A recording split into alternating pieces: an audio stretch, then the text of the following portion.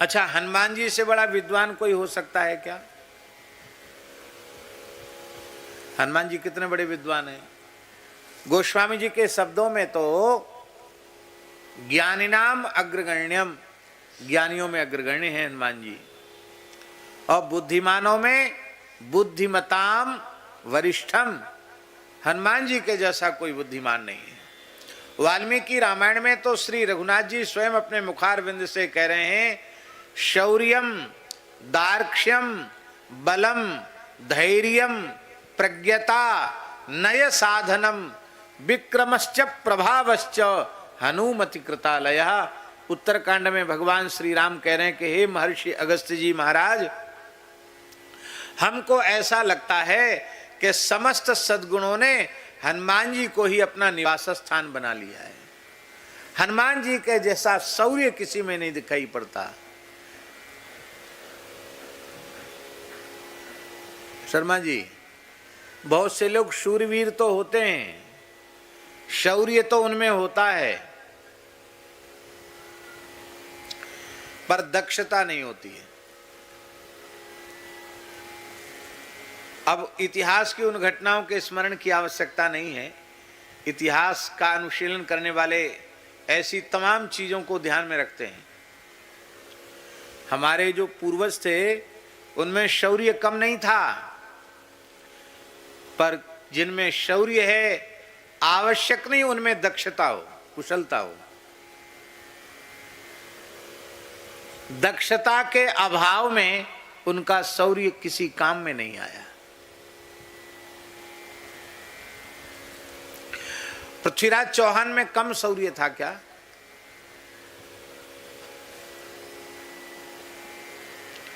शौर्य तो कम नहीं था,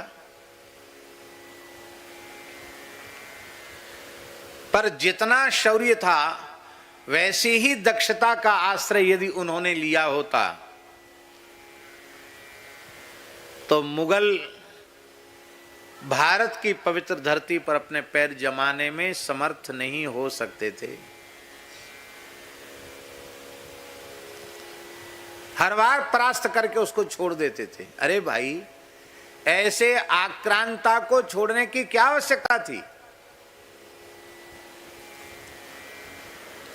17 बार देखो हमने छोड़ दिया। अरे भाई, रिपु रुज गनीय न छोट, शत्रु को रोग को कभी छोटा नहीं समझना चाहिए। हनुमान जी ने ऐसा नहीं किया।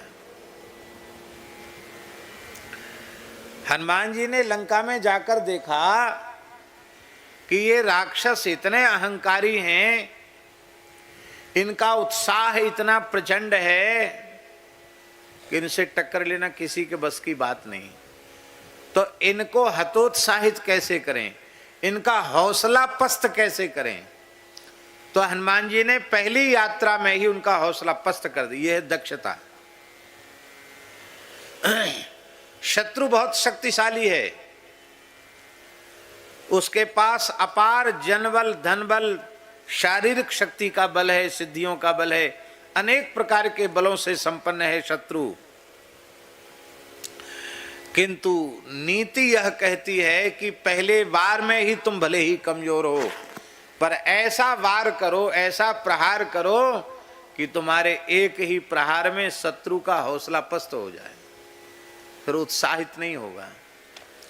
छत्रपति शिवाजी जो सफल हो पाए उसके मूल में कारण यह था, शौर्य तो उनमें खूब था, पर शौर्य के साथ दक्षता भी थी। ऐसा नहीं था कि हम मर जाएंगे पर युद्ध में पीठ नहीं दिखाएंगे। अरे भाई, पीठ दिखाने की क्या बात है? जहां जरूरत पड़े वहां भाग लो, जहां जरूरत पड़े वहां खड़े हो जाओ। इस कुशलता के कारण छत्रपति शिवाजी सफल हुए। हम कोई कोबड़ छोट कहता प्रादु बड़ा छोटा नहीं बता रहे हैं, पर शौर्य के साथ दक्षता जरूरी है। हनुमान जी ने पहली यात्रा में 5 सेनापतियों का वध किया। कितना?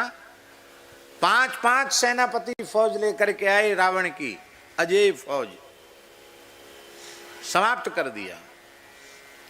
7 मंत्री पुत्रों को समाप्त किया।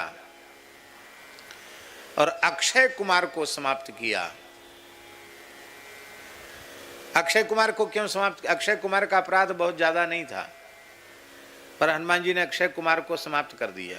चाहते तो छोड़ सकते थे उसको। और वाल्मीकि में तो यहाँ तक संकेत है कि अक्षय कुमार के वध के बाद हनुमान जी को थोड़ा पश्चाताप भी हुआ। और आश्चर्य की बात है, माने इतना प्रचंड पराक्रमी है अक्षय कुमार कि हनुमान जी के साथ जो उसका युद्ध हुआ है, आकाश में सिद्ध ऋषि मुनि वो विस्मित हो रहे हैं उसके पराक्रम को देख करके। हनुमान जी भी कहते भाई विलक्षण पराक्रमी है, पर क्या करें, आज इसको मारना ही पड़ेगा। क्यों मारना पड़ेगा?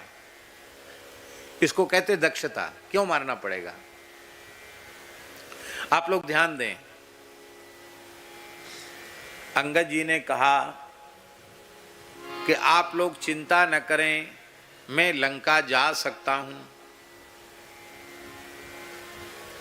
लौट के नहीं आ सकता।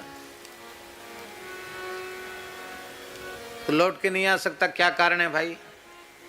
थक जाओगे, क्या बात है, क्यों नहीं आ सकते लौट के?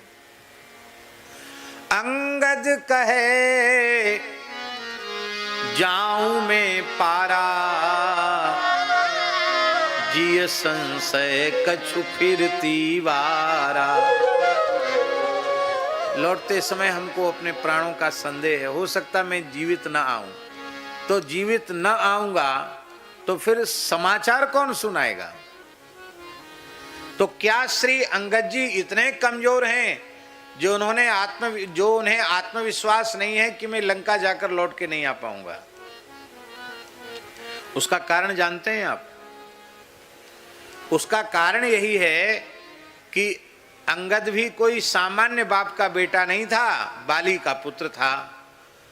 जैसे यहाँ भी बड़े आदमी जो हो जाते हैं, उनके बालक बालिका यहाँ नहीं पढ़ते, विदेश में जाके पढ़ते हैं। अमेरिका पढ़ रहे हैं, लंदन पढ़ रहे हैं, जर्मन पढ़ रहे हैं, ऐसा होता कि नहीं? अब तो एक फैशन चल गया कि विदेश भेजो, भले ही वहाँ से सब संस्कार चौपट करके आवें और सारी सभ्यता को धो करके आवें, लेकिन भेजो विदेश, तभी लोगों के बीच में हमारा बड़प्पन प्रतिष्ठित होगा। ऐसी एक धारणा लोगों में बन गई। उस समय क्या था? उस समय बाली भी बहुत प्रभावशाली था। बाली ने अपने पुत्र को पढ़ने के लिए देव गुरु बृहस्पति की पाठशाला में भेजा था। स्वर्ग में पढ़ने जाता था बाली, आप सोचो, वहां पढ़ने जाता था। और भैया, जब बाली का पुत्र अंगद बृहस्पति के गुरुकुल में पढ़ सकता है, तो रावण कोई कमजोर है? रावण तो बाली का मित्र था, इसलिए रावण का पुत्र अक्षय कुमार भी बृहस्पति की पाठशाला में ही पढ़ता था। और दोनों में बालक बालकों में प्रेम तो होता ही है, प्रेम प्रेम में झगड़ा भी होता है। रावण और बाली की मैत्री प्रसिद्ध थी, अक्षय कुमार और अंगद की भी मैत्री थी। पर अंगद थोड़े मजबूत ज्यादा पड़ते थे, वो कभी कभी पिटाई कर देते थे अक्षय कुमार की। अक्षय कुमार थोड़ा कम था, आयु में भी कम था, 1-2 साल अंगद से छोटा था। तो बच्चों में आपस में विद्यालय में मारपीट हो जाती है तो किसको शिकायत करेंगे? गुरुजी को। तो बृहस्पति जी को अक्षय कुमार कहता कि गुरुजी अंगद मुझे मारता है।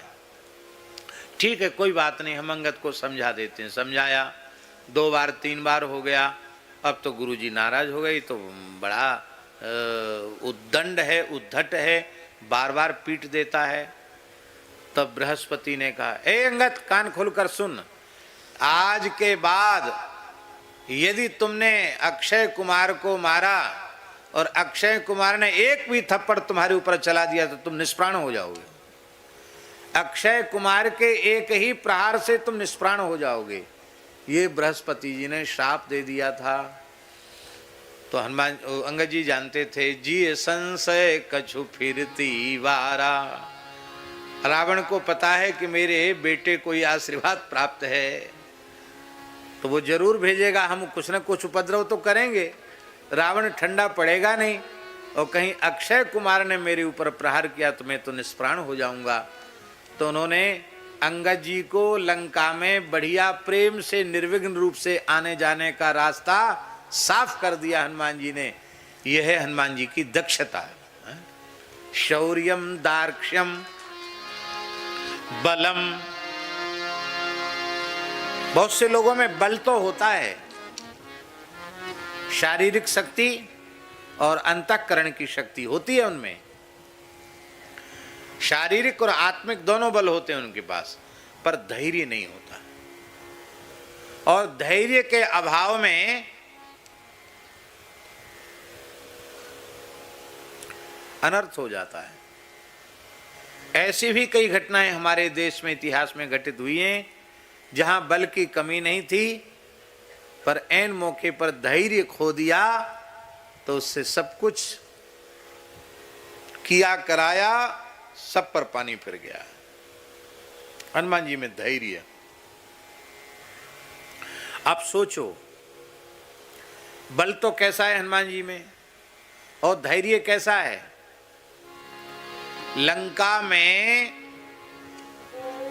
उनकी पूंछ में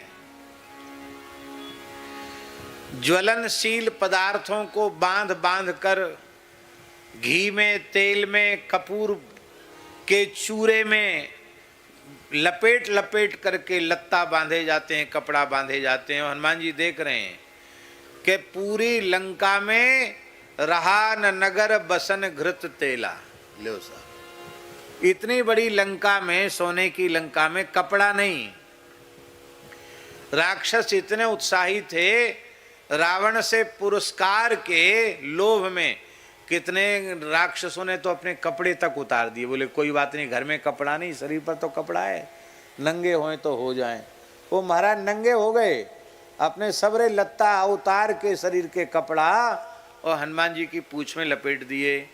हनुमान जी ने भी सबका सकल सूरत सबकी याद रख ली कि सबसे पहला प्रसाद भी इन्हीं को दिया जाएगा जिन्होंने अपने शरीर के कपड़ों तक का दान हमारी पूंछ के लिए कर दिया। और हनुमान जी ने जब आग लगाई तो वैसा ही किया, उनको ही पहले पहले जलाया हनुमान जी ने। तो कितना बड़े धैर्य का काम, जहाँ हनुमान जी का कोई भी एक पक्षपाती नहीं है और पूरी लंका का तेल, घी और कपड़ा उनकी पूंछ में लगाया जा रहा है, वो आग लगाई गई, हनुमान जी फिर भी मुस्कुरा रहे हैं। ये है धैर्य। शौर्यम दार्क्ष्यम बलम धैर्यम प्रज्ञता बुद्धिमत्ता। हनुमान जी की प्रज्ञता क्या है? बड़ी प्यारी बात। अशोक वाटिका में हनुमान जी पहुंच तो गए, जानकी जी का दर्शन भी कर लिया, लेकिन अब विचार कर रहे हैं कि क्या करूं, सीधे सामने पहुंच जाऊं क्या? मैं सीधे सामने पहुंचूंगा तो मुझे देखकर कहीं जानकी जी चिल्ला पड़ी तो राक्षसियां दौड़ के आ जाएं, फिर तो संवाद हो ही नहीं सकता है। क्या करूं? तरु पल्लव मह रहा लुकाई, करूं विचार है करूं का भाई, क्या करूं? यह है प्रज्ञता। हनुमान जी इतने बड़े विद्वान हैं, बहुत ध्यान से सुने। हनुमान जी इतने बड़े विद्वान हैं कि जब हनुमान जी से प्रथम मिलन हुआ राम लक्ष्मण का, भगवान श्री राम का लक्ष्मण जी का, तब भगवान श्री राम वाल्मीकि रामायण में कह रहे हैं, भगवान श्री राम कह रहे हैं, लक्ष्मण नूनम व्याकरणम कृत्सनम अनेन बहुधा श्रुतम बहुव्याहरता नेन न किंचिद अपशब्दितम। इसने सभी शास्त्रों को तो पढ़ा है, इस ब्रह्मचारी ने व्याकरण शास्त्र को तो सांगो पांग न जाने कितनी बार पढ़ा होगा। इतनी देर से बातचीत करने के बाद भी एक भी मात्रा का, एक भी अक्षर का उच्चारण की कोई गड़बड़ी नहीं हुई। इतना साहित्यिक प्रवचन है इस बटुक ब्रह्मचारी का। बोले ऋग्वेद कंठस्थ हो उसकी ऐसी वाणी नहीं हो सकती, ना यजुर्वेद धारणा, यजुर्वेद कंठस्थ हो उसकी भी ऐसी वाणी नहीं। सामवेद जैसे कंठस्थ हो उसकी भी ऐसी वाणी नहीं हो सकती, अथर्ववेद कंठस्थ हो उसकी भी ऐसी वाणी नहीं हो सकती। ये तो विलक्षण है। इसके बोलने का तरीका कितना अद्भुत है। रस, छंद, काव्य और अलंकार की दृष्टि से इसकी वाणी कितनी अद्भुत है। हम लोग सावधानी से बोलते हैं, फिर भी कोई इधर का उधर कोई न कोई मात्रा में गड़बड़ी या क्रियापद में गड़बड़ी हो जाती है, फिर सोचते क्या कहें। हनुमान जी सीधे बोलते चले जा रहे हैं।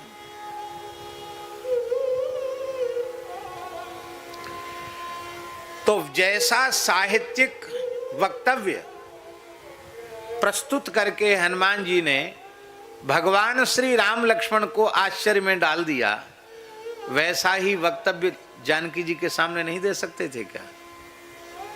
लेकिन यह है हनुमान जी की बुद्धिमत्ता। हनुमान जी विचार कर रहे हैं, यदि वाचम वदिष्यामि द्विजातिरिव संस्कृताम, वाल्मीकि का श्लोक है, रावणम मन्यमाना माम सीता भीता भविष्यति। यदि संस्कृत के विद्वान पंडितों के समान मैंने साहित्यिक परिष्कृत संस्कृत में कुछ प्रवचन किया तो वैदेही को संदेह हो जाएगा कि ये प्रकांड पंडित रावण की भाषा है, ये रामदूत की भाषा नहीं हो सकती। सीता मुझे रावण मानकर भयभीत हो जाएगी, मेरे ऊपर विश्वास नहीं करेगी, तो मुझे किस भाषा में बातचीत करना चाहिए? तो वाल्मीकि के टीकाकार भूषण टीकाकार कह रहे हैं कि अवध क्षेत्र की जो अवधी भाषा है उस भाषा में हनुमान जी महाराज जानकी जी को रामचरित्र सुना रहे हैं। ये तो अयोध्या का ही लगता है, ये तो राम जी के गांव घर का है, ये तो मेरे प्रभु का निश्चित सेवक होगा। और श्री जानकी जी को विश्वास जनाया है, ये है प्रज्ञता।